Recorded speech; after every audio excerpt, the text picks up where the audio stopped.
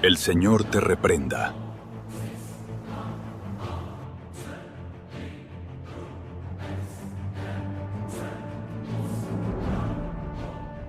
El libro de Judas tiene apenas 25 versículos.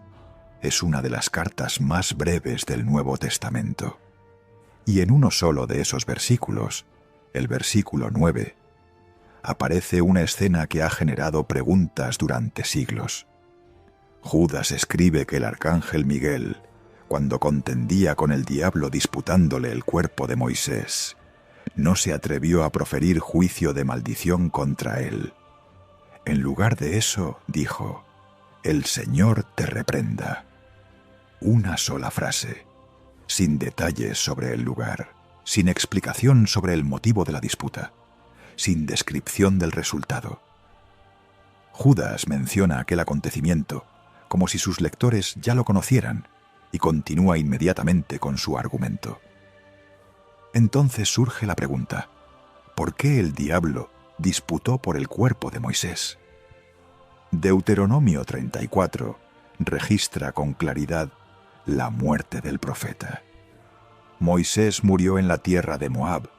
Dios lo sepultó en un valle, y nadie conoce el lugar exacto de su tumba hasta el día de hoy. Había conocido al Señor cara a cara. Había guiado a Israel durante 40 años en el desierto. Había recibido la ley en el Sinaí. Su historia domina gran parte del Pentateuco y marca toda la identidad de Israel. Su sepultura quedó rodeada por un silencio que ningún otro personaje bíblico comparte de la misma manera. Judas utiliza esa escena para enseñar algo muy concreto. Incluso Miguel actuó bajo la autoridad del Señor. Frente al diablo, el arcángel no lanzó una condena nacida de su propia posición. Dijo simplemente: «El Señor te reprenda». Para entender por qué Judas eligió este ejemplo, tenemos que volver a los últimos días de Moisés, en las alturas del monte Nebo, frente a una tierra que podía ver, pero que no le fue permitido pisar. Deuteronomio 34 abre con una escena solemne. Moisés sube al monte Nebo, a la cumbre del Pisga, frente a Jericó. Desde allí, Dios le muestra toda la tierra: Galaad hasta Dan, todo Neftalí, la tierra de Efraín y Manasés, toda la tierra de Judá hasta el mar occidental, el Negev, y la llanura del valle de Jericó, la ciudad de las palmeras, hasta Zoar. El texto es preciso. No se trata de una visión abstracta. Dios le muestra un territorio real, con nombres, regiones y fronteras. Y después le dice algo que resume 40 años de historia. Esta es la tierra de la cual juré a Abraham, a Isaac y a Jacob, diciendo: a tu descendencia la daré. Te he permitido verla con tus ojos, mas no pasarás allá. Moisés tenía 120 años. Deuteronomio 34:7 registra un detalle notable. Sus ojos no se habían oscurecido, ni había perdido su vigor. La razón por la que no entraría a la tierra no tenía que ver con su edad ni con su salud. Tenía que ver con algo que había ocurrido años antes en Meriba. Números 20 relata el episodio. El pueblo se quejó por la falta de agua. Dios instruyó a Moisés que hablara a la roca. Moisés, en cambio, golpeó la roca 2 veces con su vara, delante de todo el pueblo. El agua salió. Pero Dios le dijo que por no haberlo santificado delante de los hijos de Israel, ni él ni Aarón entrarían a la tierra prometida. Esa decisión no fue revocada. Deuteronomio 3, 25, 26. Registra la petición de Moisés. Pidió cruzar y ver aquella buena tierra al otro lado del Jordán. La respuesta fue firme. «Basta, no me hables más de este asunto». Josué sería quien cruzaría al frente del pueblo. Moisés muere en la tierra de Moab, conforme a la palabra del Señor. Y el texto registra algo que no tiene paralelo en ningún otro relato bíblico. Y lo enterró Jehová en el valle, en la tierra de Moab, enfrente de Bet-peor, y ninguno conoce el lugar de su sepultura hasta hoy. Dios mismo lo sepultó. El texto no describe cómo sucedió, no menciona testigos, solo afirma que fue Dios quien lo hizo y que el lugar quedó oculto de forma definitiva. Israel lloró a Moisés durante 30 días en los campos de Moab, y Deuteronomio cierra el capítulo con una declaración que establece la estatura de Moisés dentro de toda la historia de Israel. Y nunca más se levantó profeta en Israel como Moisés, a quien haya conocido Jehová cara a cara. Nadie como él en todas las señales y prodigios que Jehová le envió a hacer en tierra de Egipto, a Faraón y a todos sus siervos y a toda su tierra, y en el gran poder y en los hechos grandiosos y terribles que Moisés hizo a la vista de todo Israel. Dios disciplinó a Moisés por Meriba, pero no lo abandonó.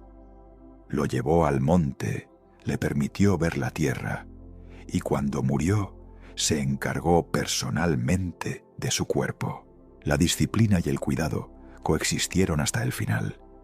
Miguel aparece pocas veces en la Biblia, pero cada mención lo sitúa en un mismo contexto: conflicto espiritual y defensa del pueblo de Dios. La primera referencia está en Daniel 10. Un mensajero celestial llega a Daniel después de 3 semanas de ayuno y oración. El mensajero le explica que fue enviado desde el primer día en que Daniel empezó a orar, pero que el príncipe del reino de Persia se le opuso durante 21 días. Entonces añade: Miguel, uno de los principales príncipes, vino para ayudarme. Daniel 10:13.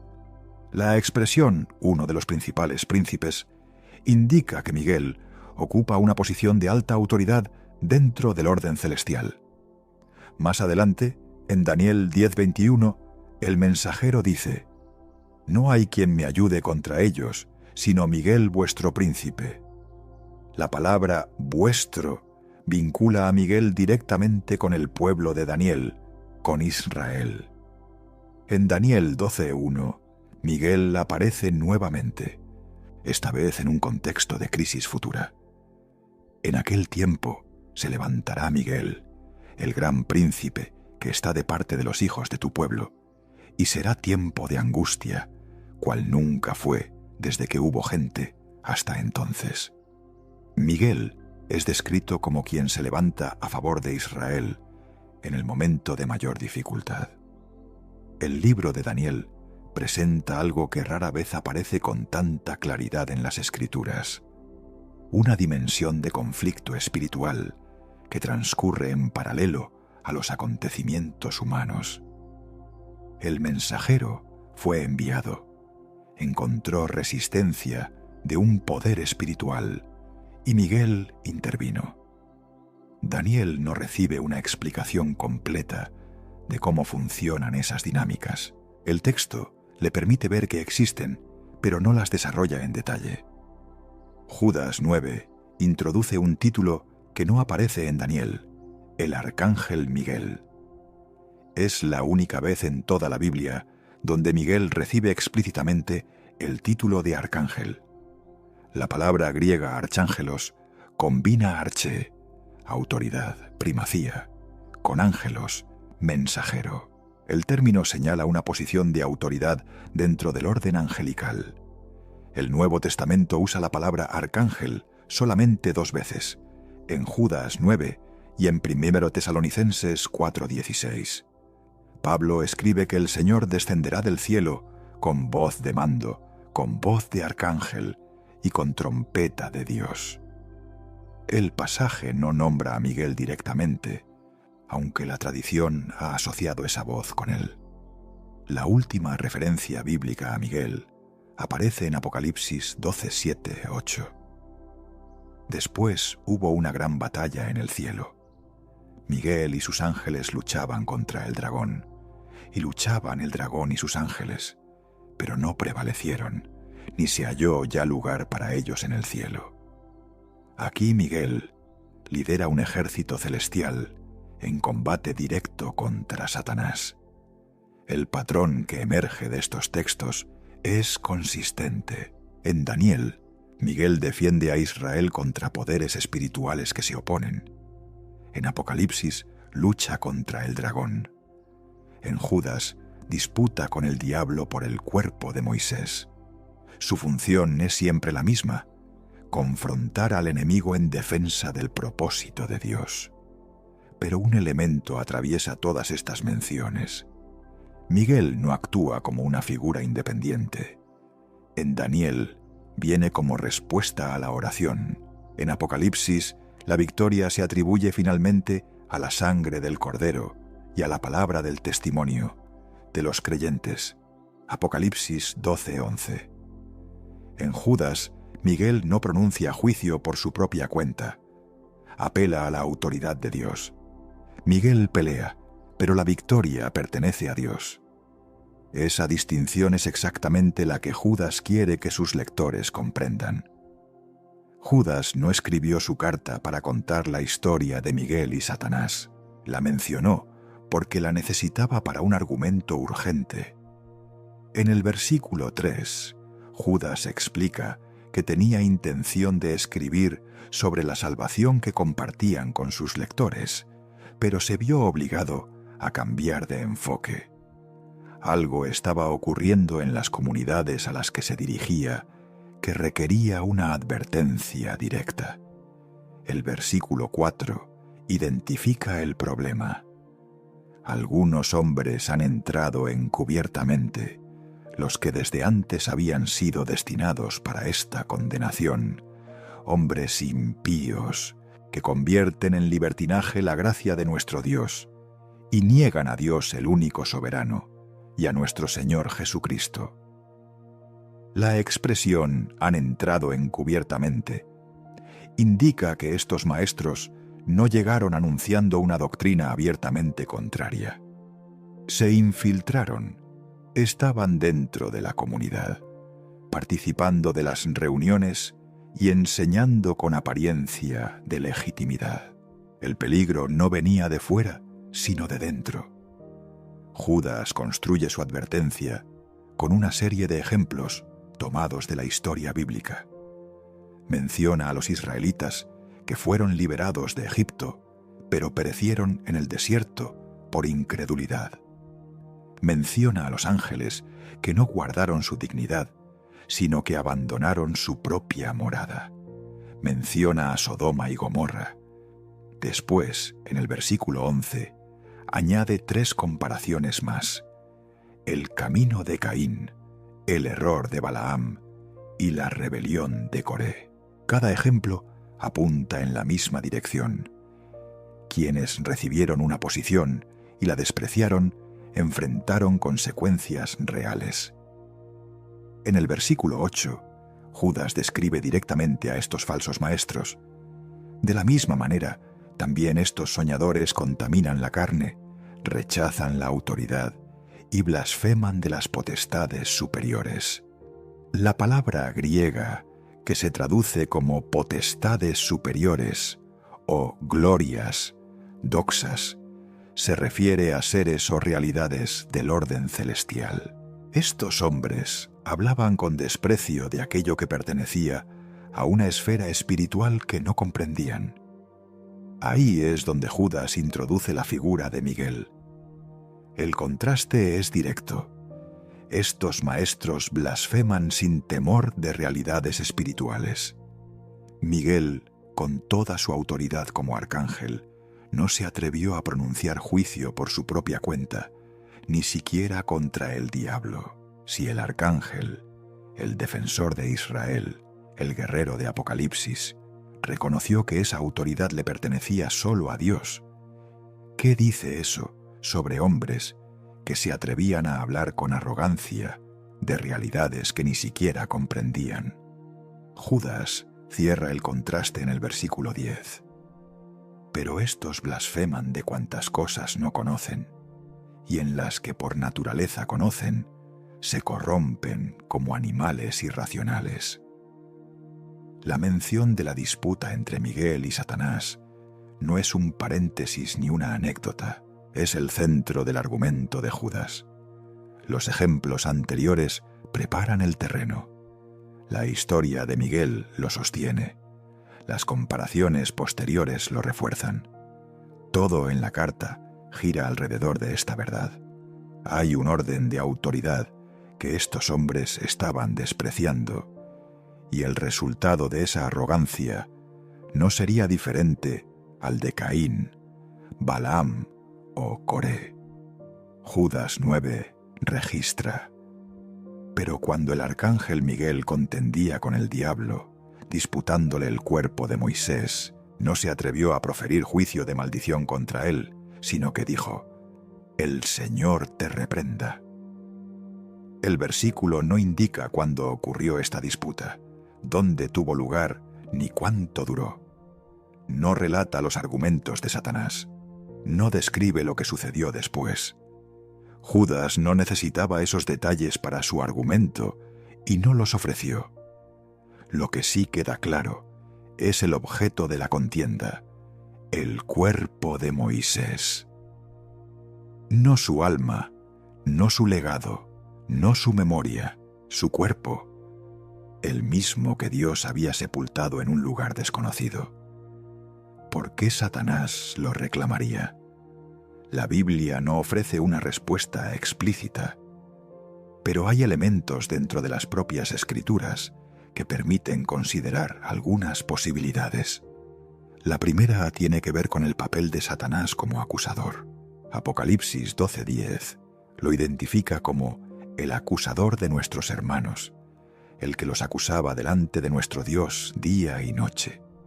Zacarías 3 presenta una escena con un paralelo notable.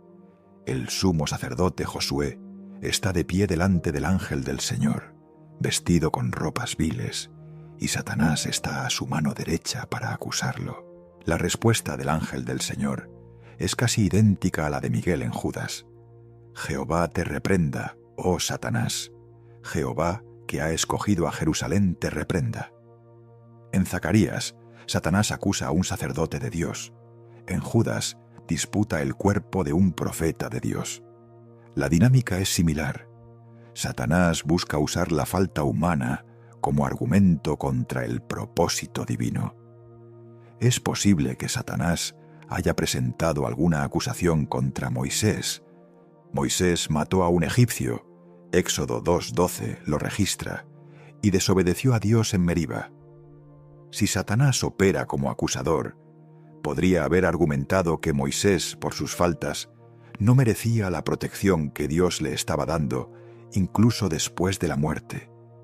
Esto es una posibilidad razonable a partir de lo que la Biblia muestra sobre el papel de Satanás, pero el texto de Judas no confirma que ese haya sido el argumento específico. Otra posibilidad está relacionada con el riesgo de idolatría. Dios ocultó deliberadamente la tumba de Moisés. Si el cuerpo hubiera quedado en un lugar accesible, Israel, un pueblo con una historia documentada de idolatría, podría haberlo convertido en objeto de veneración. Un ejemplo concreto ilustra este riesgo.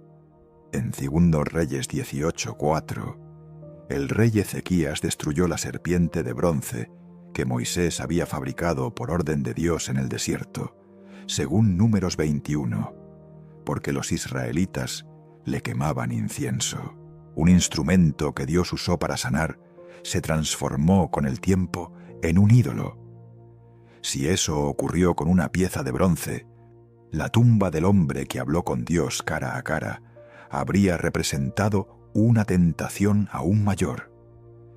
Es posible que la disputa de Satanás estuviera vinculada a esa intención: exponer lo que Dios había decidido ocultar, o hacer del cuerpo de Moisés una ocasión de tropiezo para Israel.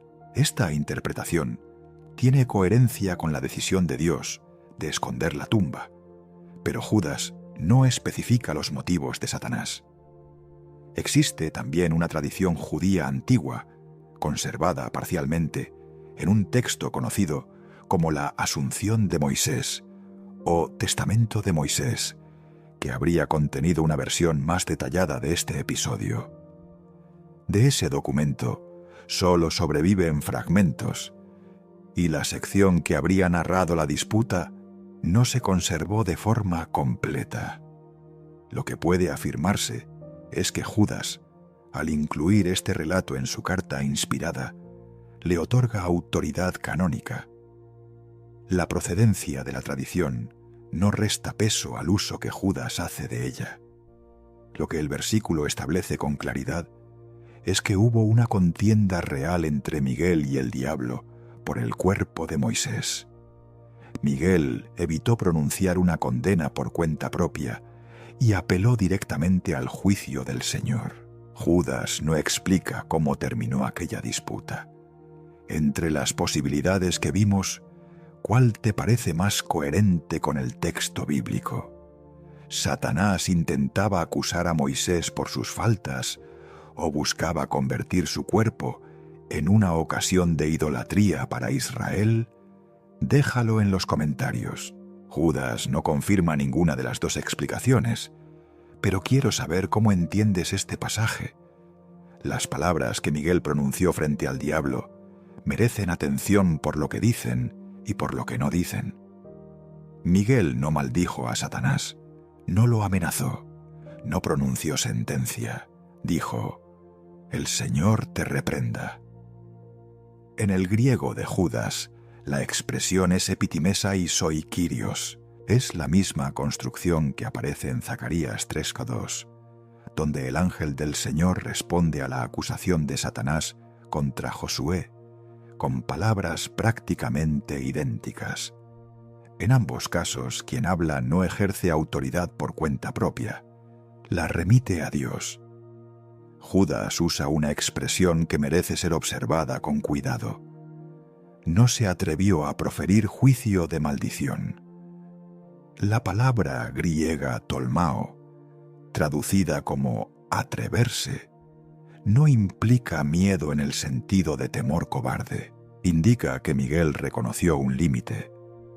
Sabía que pronunciar un juicio de maldición contra Satanás, por más que pudiera parecer justificado, no estaba dentro de sus atribuciones.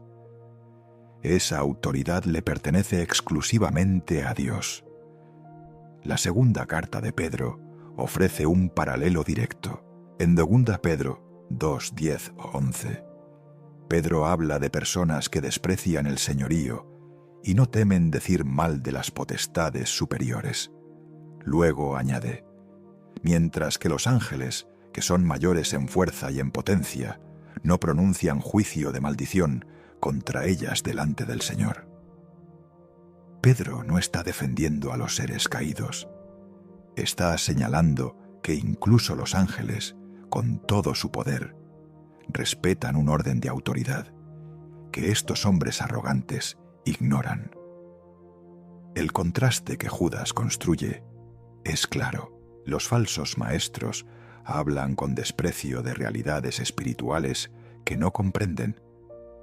Miguel, el arcángel, defensor de Israel en Daniel, líder del ejército celestial en Apocalipsis, reconoció que ciertas cosas le corresponden solo a Dios y actuó en consecuencia. No emitió su propia condena. Apeló a quien tiene la autoridad para condenar. La respuesta de Miguel no fue una muestra de debilidad. Fue una expresión de confianza. No necesitaba pronunciar su propia sentencia porque confiaba en que Dios actuaría. No necesitaba ganar la disputa con sus propias palabras porque sabía de quién dependía el resultado. Toda autoridad legítima en las Escrituras es autoridad delegada. Los profetas hablaban lo que Dios ponía en su boca. Los apóstoles enseñaban lo que habían recibido. Los ángeles ejecutan lo que Dios dispone. Nadie que actúa correctamente en la Biblia lo hace por autoridad propia. Miguel entendió ese principio. Los hombres que Judas denunciaba, no. Y esa diferencia es lo que convierte al versículo 9 de Judas en algo más que un dato sobre ángeles. Es una advertencia sobre la arrogancia espiritual y una enseñanza sobre dónde reside la verdadera autoridad. Moisés murió solo en el monte Nebo. Dios lo sepultó en un lugar que nadie encontró. Satanás disputó su cuerpo, y por lo que registra Judas, el Señor reprendió al diablo a través de Miguel. Siglos después, Moisés aparece una vez más en las páginas de las Escrituras, y la escena no podría ser más diferente.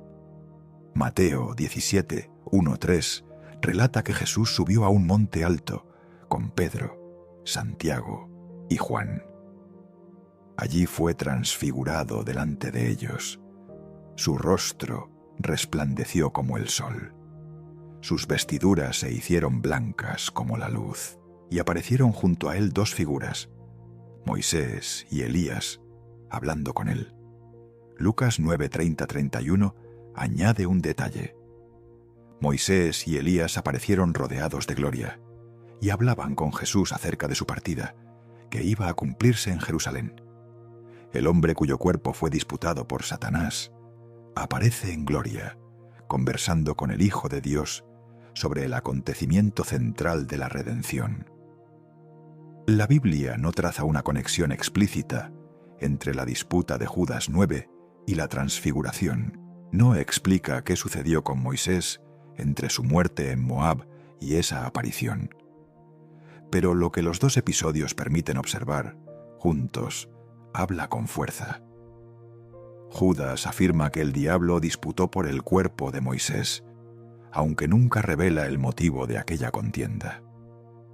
Siglos después, Moisés aparece en la transfiguración, hablando con Jesús en presencia de sus discípulos. Moisés cometió errores. La Biblia los registra sin ocultarlos: el asesinato del egipcio, la desobediencia en Meriba, los momentos de frustración con el pueblo. Dios no ignoró esas faltas. La consecuencia de Meriba fue real. Moisés no entró a la tierra prometida, pero Dios tampoco permitió que esas faltas definieran el destino final de su siervo. Lo disciplinó, pero no lo desechó. Lo sepultó con sus propias manos. Defendió su cuerpo a través de Miguel y le dio un lugar en el momento más sagrado del ministerio terrenal de Jesús.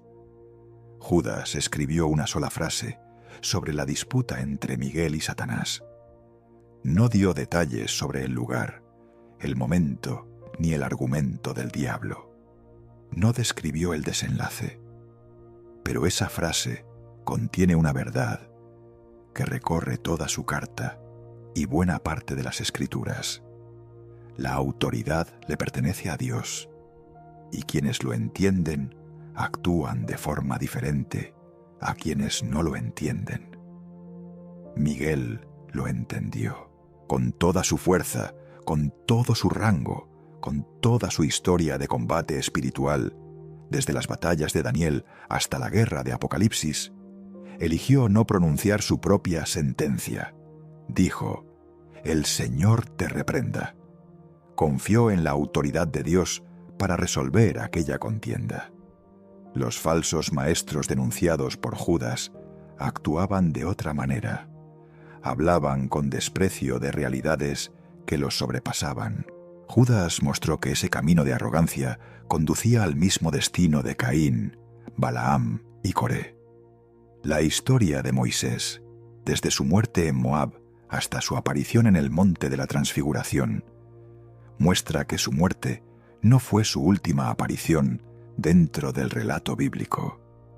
El diablo disputó por su cuerpo.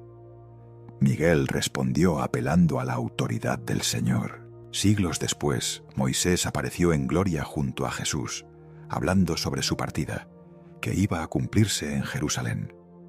Pablo expresó una verdad relacionada en Romanos 8:33-34. ¿Quién acusará a los escogidos de Dios? Dios es el que justifica. ¿Quién es el que condenará? Moisés cometió faltas y enfrentó consecuencias reales. Judas nunca revela qué motivó la disputa por su cuerpo. El relato concentra nuestra atención en la respuesta de Miguel. El juicio pertenecía al Señor. La tumba de Moisés permaneció oculta en Moab, pero su historia volvió a aparecer siglos después, en presencia del Mesías. Cuando las faltas del pasado parecen tener la última palabra, nuestra esperanza descansa en el Señor. Romanos recuerda que ninguna acusación puede prevalecer contra aquellos a quienes Dios ha justificado. ¿Qué parte de Judas 9 te resultaba más difícil de entender antes de conocer este contexto? Te leo en los comentarios. Y si quieres seguir estudiando pasajes difíciles de la Biblia sin añadir al texto lo que la Biblia no afirma, suscríbete al canal.